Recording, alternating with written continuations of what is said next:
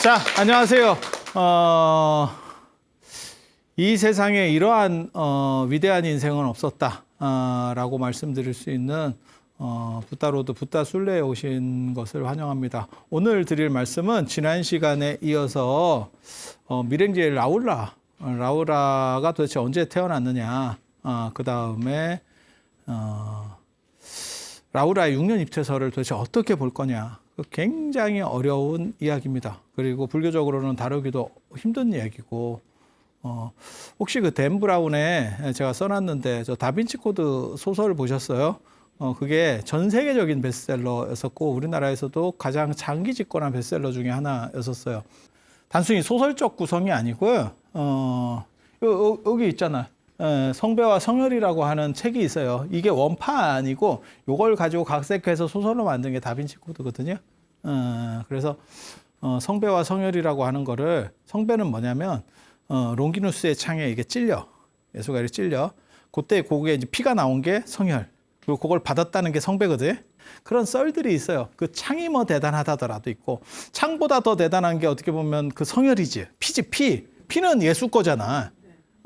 그리고 그 찬은 그 피를 담았던 거니까 직접 닿은 거고, 그 다음에 그 롱기누스의 창 끝입니다. 창을 전체를 쇠로 만드는 게 아니니까 그 창 끝에 있는 것도 예수의 몸에 닿았다. 그래서 그게 뭐 성스러운 거다. 이렇게 그냥 약들을 파는 거예요. 근데 저런 성배나 성혈이라고 하는 거는 사실은 존재하는 게 아니고 실제로는 그 자식을 얘기하는 거다. 자식을 얘기하는 거다. 그 얘기는 아마 그걸 거예요. 그러니까는 프랑스나 신성 로마 제국 쪽에서 자신네들의 정당성을 부여받기 위해서, 그러니까 로마 가톨릭 같은 경우는, 바티칸 같은 경우는 저걸 내세우는 거죠. 베드로의 뼈. 베드로의 뼈를 놓고, 뼈를 어디서 구해왔대요. 그리고 그 위에다가 성당을 지은 거잖아요. 그게 베드로 성당이거든. 그래서 베드로를 가지고 권위를 세웠고, 그러니까 왜 너네들이 큰 소리 칠 수 있느냐? 우리가 베드로의 정신을 계승하고 있기 때문에. 이렇게 얘기하는 거고, 저거는 뭐 동네마다 다 있어요. 동네마다 다 있어. 그래서 산티아고 순례길, 거기도 내나, 그렇게 콤포스텔라, 그 성당, 그렇게 나오는 거고, 자기네들의 정당성을 주장하기 위해서 얘기를 하는 거예요. 그러니까 우리가 어떻게 보면 기독교의 정통이다, 그 얘기를 하고 싶은 거거든. 근데 나의 정당성을 어떻게 주장할래? 라고 했을 때 종교 전통과 연결시켜 버리면, 내가 기독교랑 관련이 있어. 그러면 우리 조상이 예수야. 야, 이게 뭔 소린가 싶지? 그런 거 있습니다. 그런 거 있습니다. 호탄에서는 뭐라고 나오냐면, 우리의 시조가 아쇼카 왕의 아들이었다. 그렇게 붙여. 그냥 불교 배경이니까 아쇼카 왕의 아들이었다. 그게 쿠날라라고 하는 아들이 있어요. 그 어진 아들인데, 계모한테 이렇게 밀려가지고 나중에 눈깔이 뽑히고 이렇게 비극적으로 이렇게 삶을 사는 아들이 있거든. 그래서 쿠날라가 나중에 우리 쪽으로 이주해 와가지고 거기서 자손을 번식한 게 우리 조상이다. 그러니까 불교의 정통성은 우리한테 있다. 이 얘기를 하고 싶은 거예요. 대충 뭔 소리인지 아시겠지? 네. 거기만 있는 게 아니야. 좀 있으면 이제 그 얘기, 제가 노자 얘기도 해드릴 건데, 당나라의 정통성, 이세민, 당고조 이연이라고 하는, 원래는 팔주국 출신이고, 관동 집단이고, 그 다음에 선비족 출신이에요. 그 계보는. 그런데, 다수의 한족들을 다스려야 되고, 자기가 한족이라고 이씨로, 원래는 대하씨인데 이씨로 창씨를 성을 바꿨는데, 창씨 계명을 했는데, 아니, 창씨만 했지. 계명까지 한 건 아니고. 그렇게 바꿨는데도 불구하고 사람들이 말이 안 먹히지. 그러니까 내가 이씨니까, 우리 조상 중에 성인이 있다. 그게 이입니다. 노자입니다. 노자 이름이 이예요. 그래서 우리 집안은 원래 노자 집안이기 때문에, 그래서 내가 황제가 된 거고, 그 다음에 너네는 다 내 밑에 있어야 되고, 그래서 그때 도선부루라고 하는 게 나와요. 그러니까는 종교인들을 초대할 때 도교가 앞쪽에 있고 불교가 뒤에 있어요. 그게 당 태종 때까지 계속 그렇게 룰이 가거든요. 그러니까 왜냐하면 내가 왜 황제가 되는지에 대해서 그 권위 비정을 하는 거예요. 맹자식으로 보면 1000명 미상인데 1000명을 받아야 되는데 왜 너한테 1000명이 가는데? 네가 그렇게 대단한 놈이 아니잖아. 그런 식으로 뭔가를 이렇게 갖다 연결을 붙여요. 아마 그런 것과 관련해서 예수의 무슨 자식 문제, 그다음에 그 후손이 결국은 뭐 어떻게 됐다더라 라고 하는 썰로 만들어지는 것 같아요. 근데 예수 자체가 실존 인물인지도 불확실한, 굉장히 불투명한 사람이에요.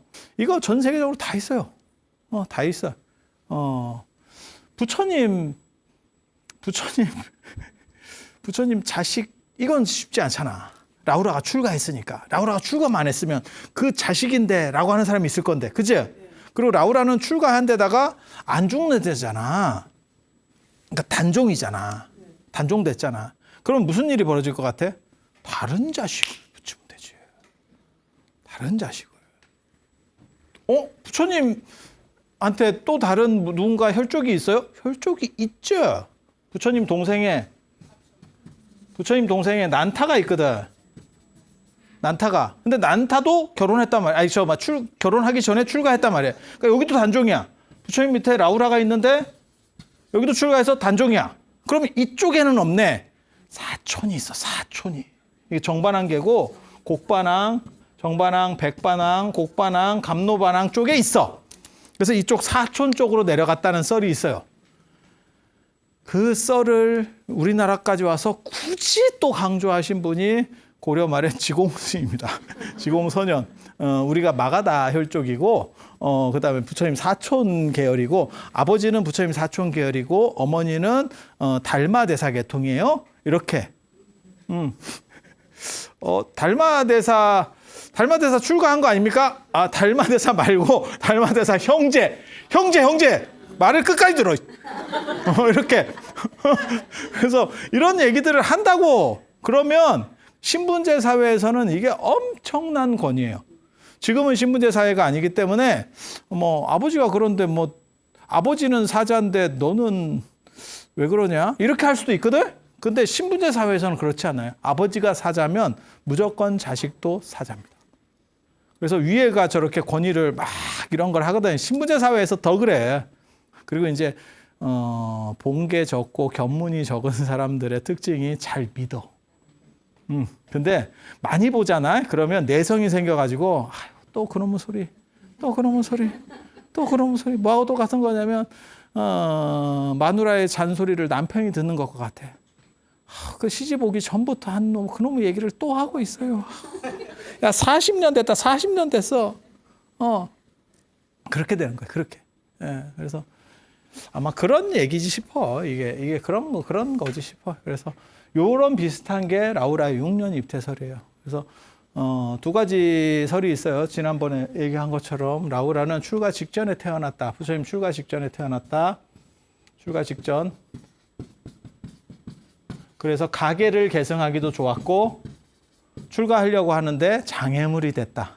그래서 긍정적으로는 가계 계승, 그다음에 출가하려 했더니 애가 생겼으니까 장애물이 됐다. 그래서 라우라라고 했다라고 하는 거고, 이거는 완전히 거짓말이고요. 지난 시간에 얘기했지만 장애라는 뜻은 있지만 그것은 라우 아수라 왕이 해와 달을 가리는 그런 장애였기 때문에 저 내용하고는 완전히 일치가 안 된다. 그래서 라우라가 태어났을 때 일식월식이 벌어졌기 때문에 그 이름을 그냥 차용한 거다 라는 걸로 밝혀지는 거고, 이건 확실하고요. 그리고 출가하고 난 뒤에 6년 뒤에 태어났다. 출가 후 6년 뒤에 태어났다. 그렇게 돼서 이제 6년 입퇴설이라고 하는 게 나와요. 6년 입퇴설. 그리고 라우라가 6년 뒤에 태어났으면 어떤 일이 벌어지냐면 두 가지 설이 있어요. 6년 고행설이 있고 부처님의 6년. 그러니까 부처님이 얼마만큼 출가하시고 나서 수행했느냐. 부처님이 19세에 출가했다는 설이 있고 19세 출가. 29세 출가거든요. 두 가지 설이 있거든요. 출가가. 개인적으로는 이런 설이 있다는 자체를 보고 무슨 생각을 하냐면 29세는 아닌 것 같다. 나 이런 생각을 하더니 부처님이 17세에서 19세의 결혼이에요. 17세에서 19세에 결혼했거든요. 그러면 29세에 출가하면 애가 하나도 없으면 안 돼. 그러면 뭐냐면 병원에 가야 됩니다. 이게 요즘은 늦게 가서 저런 문제가 벌어지지만 저때 한참 젊은 나이잖아. 그리고 더 문제는 왕가는 부인은 한 명일 수 있지만 더 있을 수 있어요. 그러니까 자식이 없다는 게 사실은 납득이 안 돼. 10년을 같이 살았는데 자식이 없어요. 이러면 뭔가 심각한 겁니다. 굉장히 심각한 겁니다. 뭔 뜻인지 대충 생각해봐. 젊어서 결혼했고 10년이 지났는데 애가 없어요. 신체적으로 뭔가 문제가 있는 거야. 문제가. 그거 아니면 생각이 좀 쉽지가 않아. 19세에 출가를 했다 이러면 요때쯤에 그러니까 결혼하고 얼마 뒤에 출가했으니까 애가 없을 수도 있지. 그리고 요 설과 관련해서도 요것도 합치가 되거든요. 왜? 출가 직전에 태어났다도 가능성이 있잖아. 10년 있다가 갑자기 애가 생겼어요. 사실 쉽지 않아. 쉽지 않아. 그래서 출가 후 6년 뒤에 태어났다라고 하는 얘기는 뭐냐면 여기는 이제 6년 수행설, 6년 수행을 하고 여기는 12년 수행을 하거든. 전에 제가 말씀드렸었어요. 그래서 여기는 총 토탈 49년 설법이 돼서 80세에 돌아가시는 거고 여기는 45년 설법이 돼요. 45년 설법설이 되거든요. 이 두 가지가 전승이 지금 내려오고 있어. 그런데 저 자꾸 남방불교 사람들이 이상한 헛소리를 자꾸 해가지고 저 밑에 걸로 저렇게 되는 건데 제가 보기에는 저 밑에 설은 일치하지 않습니다. 그냥 관점상. 그리고 부처님한테 3명의 스승이 있었는데 바까바, 아라라카라마, 우타카라마 부타인데 요 3명의 스승에게 가자마자 바로 쉽게 말해서 마스터가 돼가지고 우리 잘해보자 이런 얘기를 듣는다는 건 있을 수 없어요. 그 당시에 최고 선생이면 제가 얘기하잖아. 만날 수가 없다니까. 예를 들어서 지금 제가 월정사에 있잖아요. 내가 뭐 최고 스승도 아니고 대단한 사람도 아니지만 예를 들어서 저를 보러 누가 와가지고 그냥 좀 만나주세요. 그럼 제가 만날 것 같아요? 언제나 바쁩니다. 언제나 바쁩니다. 아니 뭔 소리를 할지도 모르고 그 다음에 정해진 뭔가 틀이 있는 사람도 아니고 내가 지금 이러이러한 걸로 해서 뭐 용건이 있어서 왔어요. 그런데 그게 아니고 그냥 수행에 대해서 한번 물어볼게요. 야, 그런 사람한테 잘못 잡히면 야, 한 서너 시간 그냥 고문당해요. 계속 헛소리 한다고. 안 만난다니까. 그런데 저런 분들은 아라라카라마나 우타카라마 부타는 수백 명의 제자를 거느리는 엄청나게 큰 교단을 가지고 있는 사람이에요. 못 만나요. 그러니까 들어가면 저 밑에서부터 시작하는 거지. 그러니까 과거에 합격했다고 임금 만나냐 그거랑 똑같은 거예요. 한참 이제 어느 정도 시간이 지나고 그러면서 이제 두각을 나타내면서 저 사람 대단한데 이러면서 가는 거지. 아니, 그렇지 않을까?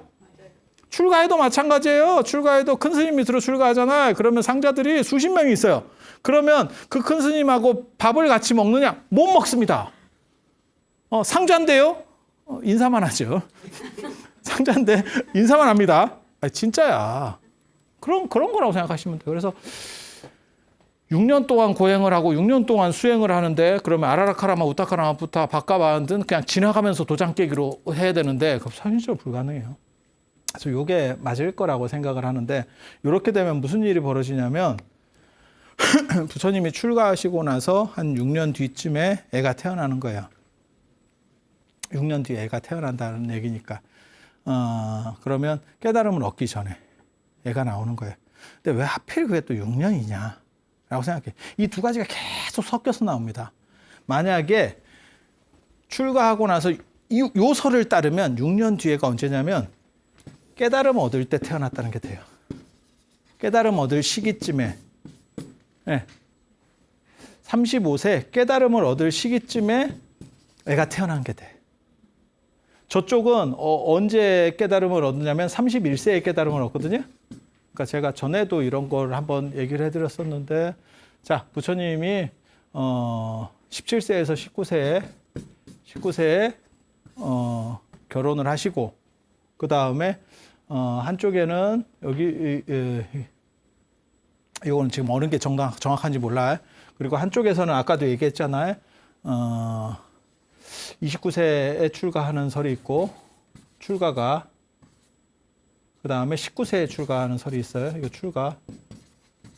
그러면 여기서는 12년 동안 수행을 하고 여기는 6년 동안 수행을 하고 수행. 그 다음에 여기서는 49년 동안 설법을 하고 여기는 45년 동안 설법을 해서 둘 다 80입니다. 이게 근데 섞여 있어, 두 가지가. 어떤 거를 비정하기가 상당히 어려워요, 지금 현재. 근데 저 같은 경우는 아무튼 19세 출가 12년 설이 더 타당한 거 아니냐라고 보는데, 만약에 6년 뒤에 태어났다라고 하면 여기서는 한참 수행을 하던, 그러니까 당신이 스승들한테 다 배우고 6년 동안 스승한테 배우고 6 플러스 6이거든요. 6년 고행이거든요. 그래서 6년 동안 스승한테 배운 뒤에 애가 태어난 게 돼. 6년 뒤에 태어났다는 얘기는, 여기 같은 경우는 깨달을 무렵에 태어났다. 근데 기가 막힌 이야기가 하나가 더 있어요. 아난이 부처님 깨달을 때 태어났다라는 기록이 있거든. 아난이 거짓말입니다. 거짓말입니다. 아난은 그거보다 나이가 많아. 아난은 라우라는 부처님 돌아오실 때도 깨닫자마자 바로 직후에 돌아왔다가 있고, 그러니까 깨닫고 그 다음에 돌아왔다. 이러면 여기는 31세의 깨달음을 얻고 여기는 6년이니까 35세의 깨달음을 얻거든요. 두 가지가 있어요. 깨닫자마자 그 다음에 왔다가 있고 그 다음에 6년 뒤에 돌아왔다가 있어요. 6년 뒤에 돌아왔다가 있어요. 이게 좀 복잡하거든.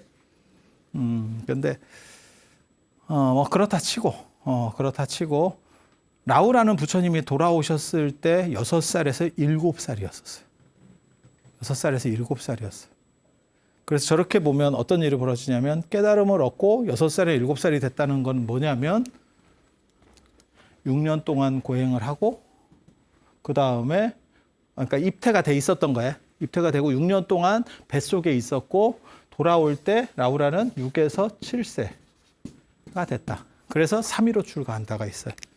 아나는 비구로 출가해요. 그러니까 10대 후반이었어요. 10대 후반이었어요. 그래서 라우라보다는 나이가 많아요. 그래서 라우라가 최초의 3위다라고 나오는데 최초의 3위는 아닙니다. 그래서 너무 나이 차이가 나니까 부처님께서 제자로 안 받고 사리불 제자로다가 넣어주는데, 그때 율장에 보면 사리불이 나에겐 균제 3위가 있는데 3위를 둘을 동시에 둬도 됩니까? 라고 하는 걸로 봐서 이미 3위를 두는 룰도 있었고 3위는 출가한 3위가 있었다는 얘기예요. 그러니까 라우라는 최초 3위는 아니야. 그런데 왜 최초 3위라고 자꾸 나옵니까? 라고 말하는 사람들이 있는데, 그거는 라우라가 워낙 위치가 크니까 라우라를 기점으로 약간 이렇게 전체를 조율하는 거예요. 나중에 이제 부처님 생애와 관련해서 나올 때 가장 억울한 게 있어요. 기수급고독원 얘기가 나오는데, 그거 말고 어떻게 보면 불교의 초기 거점 중에서 제일 중요한 거, 그걸 2대 정사라고 하거든요. 기수급고독원하고 중림정사입니다. 중림정사를 대부분의 사람들이 빈비사라 왕이 기증한 걸로 알아요. 그런데 실제로는 가란타 장자가 기증한 거예요. 그러면 왜 빈비사라 왕이 했다고 나옵니까? 가란타 장자가 이 축원 대숲을 기증을 했고, 그 다음에 요 빈비사라 왕이 건물을 지어줬어. 그러니까 땅을 줬느냐 건물을 지어줬느냐 지금 그 차이거든. 그런데 그래서 그거를 가란타 주건이라고 그러거든. 네, 가란타 주건이라고 하는데, 그거는 사라졌고 나중에 빈비사라 왕이 다 한 것처럼 나와. 왜? 빈비사라 왕의 권위가 있으니까 그쪽으로 이야기를 사람들이 자꾸 하는 거예요. 제자들이나 이런 사람들이 이거는 왕이 기증한 거예요. 그래서 중림정사에 사는 사람들 입장에서는, 야, 그 논해졸이 뭐야? 라고 하면, 야, 이거 빈비사랑이 기증한 거 아니야? 이러면 자기네들이 어떻게 보면 좀 더 있어 보이지? 뭔 뜻인지 아시겠어요? 그래서 가란타 장자가 싹 죽어버린다고. 근데 율장이나 이런 데 찾아보면 가란타 장자가 먼저 보시를 해서 시작을 한 사건이에요. 그래서 그런 거랑 비슷하다고 보시면 돼. 그래서 라우라도 3위, 최초의 3위라는 타이틀을 라우라가 쥐게 되는 것도 어떻게 보면 라우라의 위상, 부처님 아들 아닙니까? 뭐 이런 위상 때문에 라우라가 최초의 3위라고 하는 게 최초의 3위 아니에요. 그러니까 이거는 조작된 거야. 조작된 거. 조작이고, 근데 라우라 때문에 제도들이 만들어지는 거는 맞는 것 같아요. 그게 이제 나중에 죽을 먹게 되고 아침에 죽을 먹게 되는 게 어린애들이 빽빽거려 가지고 죽을 먹게 됐다라고 하는 내용들이 나오는 걸로 봐서 그게 라우라 사건이거든요. 그러니까 라우라가 나이도 어리고 철도 없고 애가 조금 상태가 별로 안 좋아요. 그리고 교만해 또. 개뿔도 없으면서. 근데 석가족은 다 교만한 것 같아. 이렇게 기록에 나오는 거 보면 상당히 좀 상태가 좀 그렇게 좋진 않아. 근데 그거는 왜 교만하냐면 그게 오지에 살아서 그래요. 네팔에 가보시면 지금 석가족이 있었다는 그 지역에 가보면 산골 촌에서 대장. 그러니까 어떤 느낌이냐면 그 시골에서 공부 잘해가지고 농어촌 특별전형으로 좋은 학교 들어온 애 있어. 거기서는 대장이었어. 내가 1등이야. 와보면 수업 따라하기가 쉽지 않은데요. 뭐 이렇게 되는 거야. 이해가 됩니까? 딱 그런 느낌이야. 그래서 라우라도 약간 문제가 많이 있어. 나중에 나오는 이제 차익 얘기도 제가 나중에 다음 시간쯤에 해줄 건데 그것도 또 문제 많거든. 아무튼 석가족들이 문제가 좀 있어요. 단합도 안 되고 교만하고 뭐 이런 게 좀 있어. 캐릭터인가 어쩐가. 그래서 아난이 부처님 깨달을 때 태어났다라고 하는 주장은 아난파에서 위조한 겁니다. 부처님의 정통을 계승한 건 아난이다라고 말하고 싶어서 부처님 깨달으실 때 그날 태어났대. 야 쉽지 않다. 제왕절개 아니면 그거 쉽지 않아. 이게 쉽지 않아. 그리고 아난과 관련해서는 뭐가 있냐면 돌아가시고 나서 부처님께서 열반하시고 나서 삼종출관이라고 오른손을 보여서 운구 행렬을 어떻게 해라라고 지시했다. 그건 법이 아난에게 상속됐다라는 뜻이에요. 그러니까 아난과 뭔가 연결시키려고 하는 강력한 노력이 보이고 그리고 거기에서의 핵심은 뭐냐? 아난파가 정당성을 주장하는 건데 그 정당성을 그렇게 주장하는 이유는 직접 제자가 아니고 손제자라서 그래요. 손제자니까 그걸 희석시켜야 될 필요가 있어.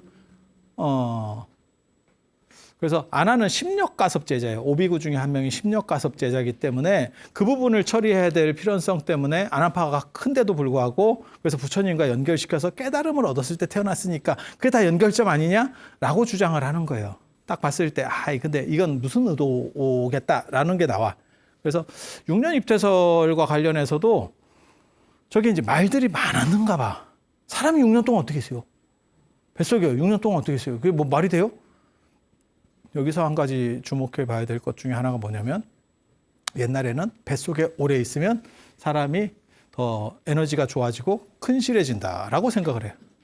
그리고 뱃속에 오래 안 있으면 애가 좀 모질른다라고 생각해요. 그게 칠삭동이 팔삭동이라고 하는 이야기인 거고 그다음에 뱃속에 오래 있다라고 하는 거 우리 고승전에도 많이 나와요. 범일국사는 13달을 살았고 뭐 누구는 뭐 16달 뱃속에 있었고 뭐 이렇게 막 18개월을 있었고 제가 보기에는 뭐 한 11달 정도는 살다 보면 있을 수도 있는데 뭐 한 18개월 있었어요. 뭐 이러면 임신했다가 유산됐다가 다시 임신한 게 아닌가. 그러니까 자기가 유산한지도 잘 모르고 보기에는 인지 부조하지 뭔 얘기인지 알아요? 그렇지 않으면 18개월 이거 쉽지 않습니다. 계산상 안 떨어져요. 근데 거기서 얘기하려는 거는 그거를 대문짝만하게 써놓습니다. 왜? 우리 큰 스님은 이렇게 대단하게 태어날 때부터 우리랑 달랐어요. 그리고 완성돼서 나왔어요. 이 얘기를 하려고 하는 거예요. 그리고 그러한 이야기 중에서 가장 대표적인 사람이 노자입니다. 네, 노자. 노자는 사마천의 사기, 제일 어떻게 보면 가장 중요한 사성이라고도 불려요. 사마천이 역사의 성인이라고 불릴 정도로 사기의 63권에 보면 노자 한비열전이 나와요. 장자하고 신불에. 그러니까 왜 한비자도 같이 나오냐면 한비자의 유로해로라고 하는 편이 있어요. 한비자 책에 보면. 그래서 한비자가 도가 쪽하고도 연결이 좀 돼요. 그래서 그냥 같이 묶어서 다 이렇게 하는데 거기서 메인이 신불에도 약간 저 법가 쪽이거든요. 그러니까 법가 쪽에 한비하고 신불에가 들어가고 그다음에 노자하고 장자가 들어가는데 이렇게 도가 쪽에 들어가는데 여기 보면 81세에 노자가 태어났다. 기가 막히지. 저때 불교 불교가 아직 제대로 들어오지도 않았을 딱 그 시점인데 왜 대단하다고 얘기하는지 아세요? 81세면 불교 들어오면 우리 같은 사람이 뭐라고 얘기했냐면 부처님보다 시작부터 한 살 많았다. 이 얘기예요. 근데 그거를 생각하지 않았는데 그게 아사모사하게 딱 맞는 거야. 그리고 현묘내편이라고 이게 도장 속에, 그러니까 불교 경전처럼 세트가 있어요. 대장경처럼. 그 도장에 보면 72세에 태어났대. 72세에 태어났대. 그래서 저 도교적인 요소도 노자와 관련돼서도 불교랑 뭔가가 있어요. 그래서 태어나자마자 손으로 나무를 가리켰는데 그게 오얏나무래, 자두나무래. 그래서 이씨라 그랬다. 그래서 이씨의 시조가 노자다. 근데 부처님도 태어나시자마자 손으로 가리키거든. 하늘을 가리키거든. 와, 뭔가가 있어. 아무튼 뭔가가 있어. 그래서 뭐 오색구슬을 삼키고 뭐 임신을 해서 어머니가 72년 만에, 안 그러면 뭐 81년 만에 태어났다. 이게 완성돼서 나왔다. 그리고 81년, 72년을 사니까 다 늙었잖아. 그래서 태어날 때부터 그래서 노자야. 나이 든 선생님. 그리고 이름은 이입니다. 이. 저거는 어떻게 보면 완성돼서 나왔다. 그 다음에 노에 대한 추구예요. 노가 지혜롭다라는 거하고 일맥상통해요. 그래서 어른, 지혜로움, 그 다음에 노인이라고 하는 그 존중 문화 속에서 나오는 버전이에요. 근데 라우라 육령입에서는 뭐라고 나오냐면 저게 초반부터 문제가 많이 된 거야. 야, 저게 자식이 맞냐? 이 얘기가 계속 되는 거야. 그러니까 거기에 연기담이 쓰여 있어요. 라우라가 전생에 왕이었는데 유명한 수행자가 왔어. 그래서 그 양반을 만나게 되고, 그래서 거기 동산에서, 인도는 대부분 동산 얘기가 나오거든요. 그게 피서동산이에요. 휴식동산. 더우니까 왕이 전용으로 약간 이렇게 쉬는 놀이동산이 있어. 그러니까 뭐 놀이기구가 있는 게 아니고 계곡이 있고 나무가 있고 숲이 있고 이렇게 정원. 이해가 되시죠? 더우니까 그래. 그래서 글로 모셔가지고 얘기를 해. 그러다가 갑자기 일이 생긴 거예요. 그래서 이제 뭐 회의나 뭐 이런 게 있었겠지. 그래서 잠깐만 기다리시라고 제가 갔다 와서 공양을 올리겠습니다. 이렇게 하고 가서 뭐 회의하고 어쩌고 했는데 바빠서 까먹었대. 까먹어서 며칠을 까먹냐면 6일을 까먹었다는 거예요. 그래서 그 양반은 약속을 믿고, 그 수행자는 약속을 믿고 6일 동안 굶었대. 그리고 나중에 맞다! 이러면서 가서 봤더니 거기서 그대로 굶고 있더라는 거예요. 그래서 그걸 잘 처리를 해주고 뭐 이렇게 했대. 그게 업이 돼서 6년 동안 갇혀 있었다는 거예요. 6년 동안 태 속에 갇혀 있었고, 결국 그렇게 해서 나중에는 풀어줬기 때문에, 잘 대우를 해드렸기 때문에 아라한도 되고 다 했지만 그 고충이 있었다더라 라고 이야기가 나오는데, 이게 라우라의 본생담이거든요. 왜 6년 입퇴인가에 대해서 설명을 해주는 거예요. 근데 듣고 보면 이건 좀 궁색한데, 아니 내가 신앙심이 좀 부족해서 그럴 수도 있어. 좀 근데 부처님 것도 아닌데 내가 그걸 굳이 그런 것까지도 다 받아들여야 되나? 부처님 아들 것까지 막 다 해야 되나? 조금 안 맞는데. 그러면 6년 뒤에 어떻게 태어났을까? 부처님의 깨달음과 연결시키려는 시도 한 가지. 그 다음에 부처님 본생담, 그러니까 라우라의 본생담을 가지고 그걸 비정하려고 하는 그 두 가지를 생각해 볼 수 있어요. 그래서 그렇게 생각을 한번 해보는 거고, 그리고 결정적인 게 뭐냐면 부처님이 석가종 나라로 돌아왔을 때 부인인 야쇼다라가 어떤 얘기를 하냐면, 저기 네 아버지다. 네 아버지에 가서 재산을 달라고 하고 인정을 받아라. 그래서 부처님이 라우라를 인정을 합니다. 내 아들이다. 이렇게. 근데 여기서 중요한 게 뭐냐면 유목민의 아들관을 또 생각을 해야 돼요. 농경민의 아들이라고 하는 거는 내 피가 통해야 내 아들이야. 이해가 돼? 유목민의 아들은 가족이면 아들입니다. 가족이면 아들입니다. 뭔 얘기인지 알아들으시겠어요? 지금 유목민의 아들로, 그러니까 제가 전에 그런 말씀 드렸었어요. 우리는 왜 입양이 어려웠나? 유교 문화에서는 입양을 하는 조건이 뭐냐면, 입양을 하면 이거는 모르는 피를 입양하는 게 아니고 내가 장남이고 우리 집안이 4명이야, 자식이. 그리고 요 밑에도 쭉 자식들이 있어요. 근데 내가 장남인데 내가 지금 아들이 없어. 그러면 차남의 첫째 아들을 입양하는 겁니다. 그래서 혈통을 계승시키겠다는 거예요. 그래서 모르는 사람은 입양을 할 수가 없어요. 그게 유교의 일반적 입양 룰입니다. 그런 식 개념이 있는데 유목 문화의 아들이라고 하는 개념은 제가 그 얘기 전에도 해드렸었는데, 징기스칸 이야기에 보면 징기스칸이 보르테하고 살다가, 마누라 보르테하고 살다가 보르테를 뺏겨요. 걔네가 기습을 해가지고 보르테가 적에게 잡혀가서 나중에 징기스칸이 힘을 길러서 마누라를 찾아왔는데 1+1이 돼서 온 거예요. 임신 상태로 돌아와서 나랑 있을 때는 홀쭉했는데 갔다 오니까 하나가 더 생겼어. 얼마나 좋은 일이야. 하나를 보내서 둘로 늘어났는데, 이게 동아시아의 유교 문화에서는 저런 경우는 환양년이라고. 환양이 고향으로 돌아온 여자, 잡혀갔다가 정조를 잃고 고향으로 돌아온 여자, 굉장히 비극적으로 만들어 가거든요. 그래서 결국은 자살시켜버립니다. 죽여버립니다. 네. 유교 문화에서는 그래요. 그런데 징기스칸은 어떻게 하는 거냐면, 얘도 내 자식과 대등하다. 야, 그거는 진짜 대단한 거예요. 그러니까 이게 문화가 다른 거야. 그 발주나 맹야에서 나오거든. 형제가 따로 피를 통해서 형제가 아니다. 우리는 의리를 가지고 형제로 간다. 그게 유목 문화거든. 그러니까 룰이 다른 거예요. 우리는 피는 물보다 진하다. 아무리 무슨 친구나 안 그러면 이웃이 잘해도 실제로 나중에 뭘 물려주고 할 때는 전부 혈통으로 중심으로 간다고. 이해가 됩니까? 왜 그런 거 있잖아. 그 기업 같은 거 이렇게 잘하고 있으면 그 밑에서 굉장히 잘하는 사람들이 있거든. 그 사람한테 물려주는 게 아니고 끝에는 내 자식한테.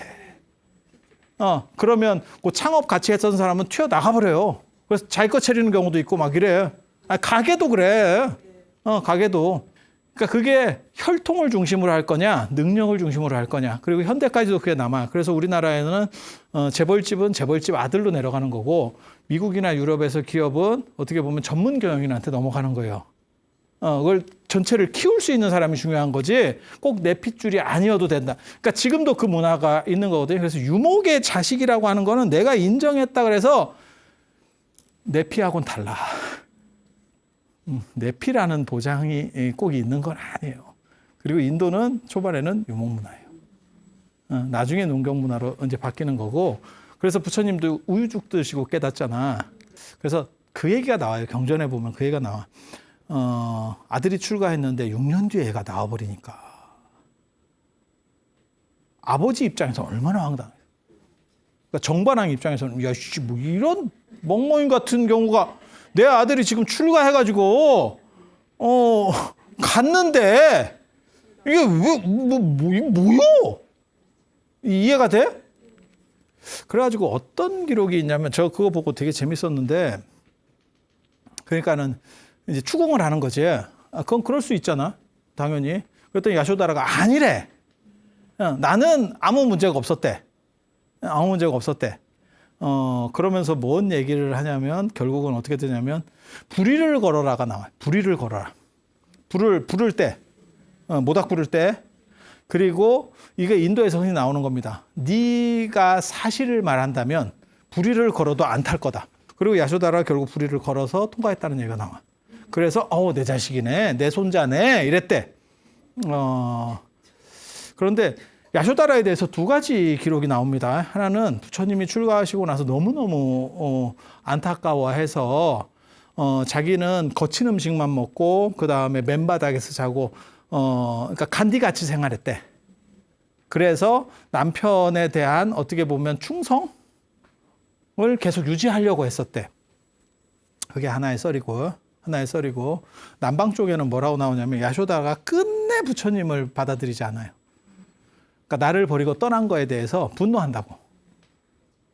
북방 쪽에는 뭐라고 나오냐면 이모인 대도 마하프라자 파티하고 야쇼다라가 같이 출가했다라고 나오는데 남방 쪽 자료에는 끝내 원망하면서 받아들이지 않았다 라고도 나와. 그 얘기는 뭐냐, 사이가 좋았다는 기록도 하나 있는 거고 사이가 나빴다는 기록도 있어. 이렇게 두 가지가 대치할 때는 대부분 안 좋은 쪽이 맞을 확률이 큽니다. 한쪽은 미화할 필연성이 있으니까. 그래서 부처님과 관련해서 이게 좀 복잡한 얘기가 있는 거예요. 근데 저는 그 생각을 하거든요. 라우라 문제를 부처님이 책임질 필요가 있느냐. 난 출가를 한 거고, 출가한 뒤에 어떤 일이 생겼어. 내 부인이 내가 버리고 갔기 때문에 자기도 행복을 찾아서 갔어. 요즘으로 말하면 뭐 그런 거지. 요즘 젊은 애들 중에 그거 있잖아. 어머니가 힘들게 막 이렇게 바깥어른 돌아가시고 나를 키웠어. 그런데 나중에 좀 분위기가 예사롭지 않아. 그러니까 박수 쳐주는 경우도 있잖아. 아유, 어머니도 좀 이제 재밌게 사셔요. 뭐 이러면서. 그건 요즘 생각이고, 옛날 같으면 있을 수 없는 일이고, 그 두 관점이 충돌하는 건데, 굳이, 라우라 문제를 부처님과 다 결부시켜야 될 필요가 있느냐에 대해서는 사실은 생각을 해야 돼. 그리고 나는 야쇼다라도 이해가 돼. 내가 어떻게 보면 믿고 결혼해서 왔는데, 갑자기 유성 출가, 갑자기 빠이빠이 이러면서 가버리는 거야. 말도 안 하고. 내가 들은 이야기 중에서 가장 재밌었던 게 그거거든. 과묵한 남편 이야기. 나 그거 되게 웃겼거든. 보통 때 남자인데 마누라하고 말을 안 한대. 집에서도. 굉장히 과묵하대. 예. 경상도에 성고래. 그래서 말을 안 한대. 예. 가지고 나중에 사람이 집에 안 들어오더래.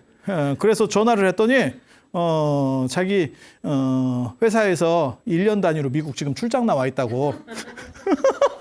1년짜리를 가는데 마누라한테 말을 안 하고 간 거야. 비슷한 거지. 야쇼다라 입장에서는 말 안 하고 군대를 가갖고 장기로 한 거거든. 야, 그러면 원망이 생기지 않을까? 다 이해가 될 수 있을까? 그러니까 그거는 부처님의 입장에서 이해를 하려고 자꾸 하니까 그렇지, 야쇼다라의 입장이라고 생각하면 이게 뭐, 아니 그것도 미리 얘기를 하고 뭘 이렇게 하는 것도 아니고 자는데 나갔네? 내가 자고 있는데 야 이게 뭐, 그러면 원망이 있을 수도 있지 않을까? 그런 상황에서도 원망하지 말라라고 하는 거는 너무 잔인한 이야기인 거예요. 요거 아수라 얘기했었잖아, 지난 시간에. 요거 곱상한 아수라, 성내는 아수라, 아수라의 양면성, 그게 아수라 백작과도 통한다, 이런 얘기 했었고, 노자는 소를 타. 노자는 청우를 타고, 청우 출관, 겸재 정선이 그린 거예요. 푸른색 소, 푸른색 학은 이상향을 나타내는 거예요. 이상향을 나타내는 거. 그래서 저게 이제 관영 윤희가 항복관을 나갈 때 관영 윤희가 글을 좀 써주세요 이랬더니 노자 도적경 5천자를 써줬다 라고 하는, 지금 그 대목을 얘기하는 거예요. 관윤희가 아니고, 관윤자라는 책도 있는데 관윤희가 아니고 관령, 관을 지키는, 항복관을 지키는 책임자 윤희라고 하는 사람이에요. 노자 도상에서 제일 재밌는 게 요 머리 솟은 거, 위에 머리 솟은 거, 요거 이제 홍명집 같은 데서 나오거든요. 승우의 홍명집이나 이런 데서 나와요. 노자 도상. 저게 굉장히 재밌어. 저게 이제 나중에 불교랑 또 섞이기 시작하거든. 불교는 6개가 있고 저기는 머리가 이렇게 솟아오르는 거예요. 저걸 그냥 저렇게 중간만 솟치는 방식이 있고 전체를 다 올리는 방식이 있어. 불교 들어오기 전에도 저런 게 있었어. 왜냐하면 이게 크면 머리가 좋다라는 뜻이에요, 옛날에. 그래서 요렇게 솟아 올라오거든. 근데 요거를 불교에서는 부처님으로 대치시킨 게 아니고, 불교도 노자를 까야 되기 때문에 부처님의 제자인 마하가섭하고 등치를 시켜요. 마하가섭하고. 그래서 가섭상을 보면 이렇게 나와. 가섭상을 보면 수염만 없지 노자상하고 상당히 흡사해요. 그 당시에는 황제 앞에서 대론할 정도로 큰 주제였었어요. 왜? 종교가 원래 일단 우기고 보는 경우가 상당히 많아. 그래서 이런 일들이 벌어지는 거고, 오늘은 그래서 라우라의 6년 입퇴설, 6년 입퇴가 맞는 것 같아요. 그러니까 긍정적인 주장하고 부정적인 주장이 같이 있을 때는 대부분 부정적인 주장이 옳은 경우가 많아요. 특히 종교 전승에서는. 왜? 윤색을 해야 되는데 윤색이 안 된 버전이 남아있다는 얘기거든. 그래서 그것과 관련된 약간의 관점들, 논점들에 대해서 얘기를 했고, 다음 시간에는 이제 유성 출가, 성을 넘어서 출가하는, 보면 또 재밌어요. 그것도 출가하는 그런 부처님의 출가 모습에 대해서 얘기를 해드릴 수 있도록 하겠습니다. 자, 들어서 감사합니다. 감사합니다.